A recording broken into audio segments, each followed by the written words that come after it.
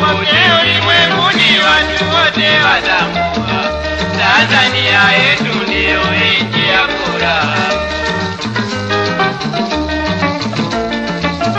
Naye Baba Nyerere ndiye wetu muhifadhi, naye ndiye aliyeleta uhuru. Tanzania yetu ndiyo nchi ya furaha.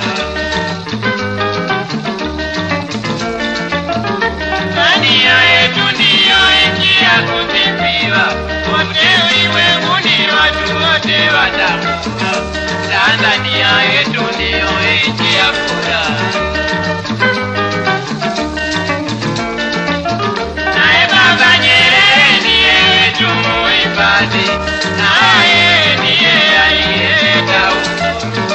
Tanzania yetu ndiyo nchi ya furaha.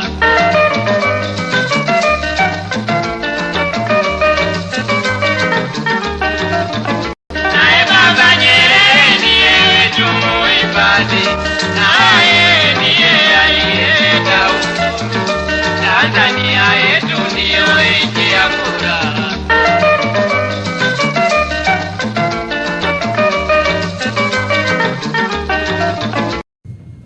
Mzazi kuwa bize ofisini kutafuta pesa sio kwamba ndio umefanya malezi bora. Maana wazazi wengi sana sasa hivi tunaanza kusingizia kwamba si unajua kazi zetu jinsi zilivyo, tunakosa muda wa kulea mtoto. Kwa hiyo mtoto tunamkabidhi kwa dada wa nyumbani, tunadhani yeye ndo anatakiwa awe na kazi full time. Kumbe hapana, ni wajibu wa kila mzazi kuendelea kumlea mtoto kwenye misingi imara. Lakini malezi ukiangalia, hatuongelee tu malezi hapa, nimeambiwa mpaka kuna watu walishe wapo huku. Kwa hiyo hata lishe bora pia mtoto ni haki yake kupata. Unakuta mtoto hapati lishe bora, mzazi ufuatilii. Kwa ni wajibu pia wa mzazi kufuatilia pia kwenye upande wa lishe bora. Lakini mtoto akishafundishwa kule shuleni, akirudi, mzazi pia unatakiwa uwe una muda wa kukagua hata daftari lake. Kukagua daftari lake, ujue amejifunza kitu gani. Kwa sababu ule mtoto ni wa kwako wewe mwenyewe. Wewe ndio umleta hapa duniani. Kwa hiyo lazima pia kwenye upande huo. Lakini pia ni kipekee niendelee kupongeza upande wa halmashauri, wametengeneza mabaraza yapo ya watoto. Lakini pia kuna madawati hata pale shuleni yapo. Kama mtoto anapitia chochote, anaweza kwenda kuripoti kwenye hilo dawati. Kwa hiyo pia niwashukuru sana kwa hilo. Ripoti ya Jeshi la Polisi la Tanzania mwaka 2023 inaonyesha ongezeko la wasiwasi. Makosa 13748 dhidi ya watoto yaliripotiwa mwaka 2023 ikilinganishwa na 11118 mwaka 2022, ongezeko la 23.7%. Katika makosa haya ubakaji ulikuwa na makosa 1864 na matendo ya ushoga yaliongezeka kwa 56.9%. Manake hizi ni taarifa ambazo zimefanyika na tafiti ya jeshi letu la polisi mwaka 2025. Taarifa hizi sio nzuri. Dar es Salaam ikiwa ni pamoja na Ubungo ilishuhudia visa kadhaa vya kutoweka na kuuawa kwa watoto hasa mwaka 23-24. Visa hivi viliweka wazazi, shule na jamii yote katika hali ya hofu na wasiwasi mkubwa, na vilitukumbusha kwamba usalama wa watoto hauwezi kuchukuliwa kama kawaida. Wito wa pamoja. Ndugu wote waliopo hapa leo, kama wana ustawi wa jamii, maafisa maendeleo, waelimishaji, wazazi na viongozi, tuna jukumu zito la pamoja. Kwanza, kuimarisha mifumo ya ulinzi wa mtoto katika ngazi ya mtaa, kusimamia kamati za ulinzi na watoto katika kila kata, mitaa ya Ubungo, kuhakikisha zina rasilimali, mafunzo na mamlaka ya kufanya kazi. Pili, kufungua mlango wa msaada, kuondoa unyanyapaa unaoweza kuwazuia waathirika kutafuta huduma. Vile kumbuke tafiti ya 2024 inatuambia kwamba kupungua kwa wanaotafuta msaada ni ishara hatari zaidi kuliko takwimu za ukatili wenyewe. Tatu, kuelimisha jamii, kushirikisha wazazi, walimu na viongozi wa dini na vijana katika programu za kuzuia ukatili kabla hujatokea. Kuzuia ni nafuu na bora kuliko kutibu.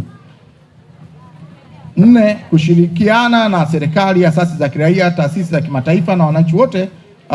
Lazima tufanye kazi kama timu moja. Mafanikio haya ya 2024 yamethibitisha kwamba ushirikiano unafanya kazi. Kama kauli mbiu inavyosema, mtoto ni malezi, msingi wa familia bora kwa taifa imara. Tuwaombee sana watoto wetu, tuwakabidhi kwa Mungu. Ni waase wazazi wenzangu, watoto hawa tunapowalea, basi sisi tuwe mfano bora kwao. Tuwape uhuru lakini wenye mipaka. Tuwape watoto uhuru lakini uhuru wenye mipaka. Tunaendelea na hii kampeni, tutaendelea kutoa elimu, tutaendelea kuwaeleza wazazi, kwa sababu wazazi ndiyo malezi bora ni kioo kwa jamii. Lakini pia watoto huwa hawasikilizi tu, bali huwa wanaiga yale ambayo tunayafanya.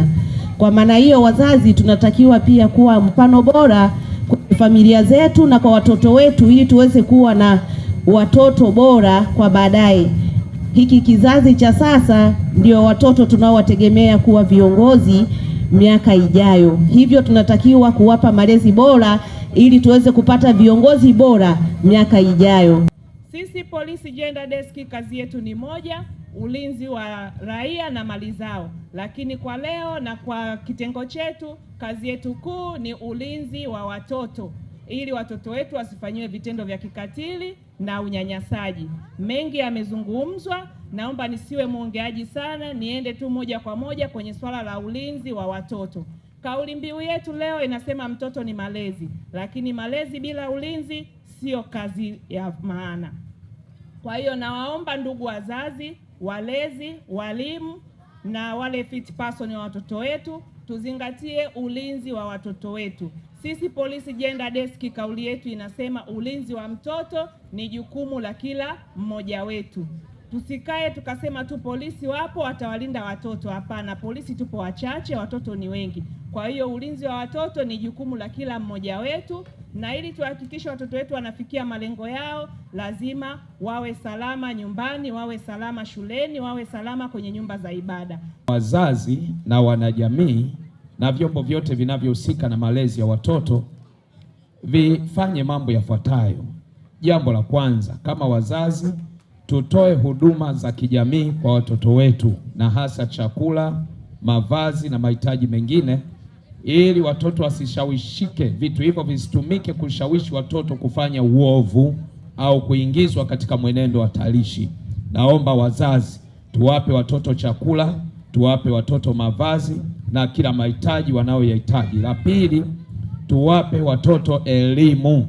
Tuwasaidie watoto waende shule ya msingi, waende sekondari na hata elimu ya juu, kwa sababu elimu ni ufunguo wa maisha, lakini elimu inamsaidia mtoto aweze kujenga uwezo wa kujilinda na uovu. Mtoto ili awe mtoto anatakiwa mambo mawili kwa haraka haraka. Jambo la kwanza, serikali niombe ya Jamhuri wa Muungano wa Tanzania kuisimamia kuhakikisha watoto hawa wanapata elimu ya dini.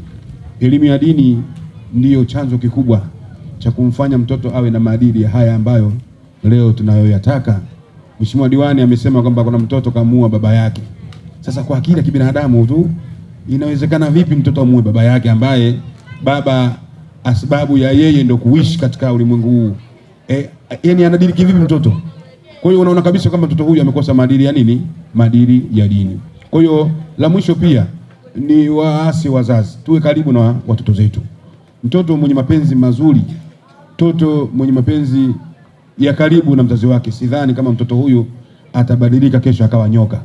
Hii pia nayo inajulisha kwamba kuonyesha mtoto namna gani amekuwa mbali na malezi ya wazazi. Yaani wazazi hatuwe na mapenzi ya karibu na watoto zetu. Kwa hiyo watoto zetu tuwalee kwa mapenzi kabisa, ili wasibadilike wakawa nyoka. Kama mtoto uliyemzaa na kuua wewe leo, inakuwaje kwa jirani? Kwa hiyo wito wangu ni huo kwamba wazazi tusimame katika nafasi zetu, lakini serikali tuhakikishe watoto hawa tunawapatia muda wa kutosha kwenda kupata elimu za dini.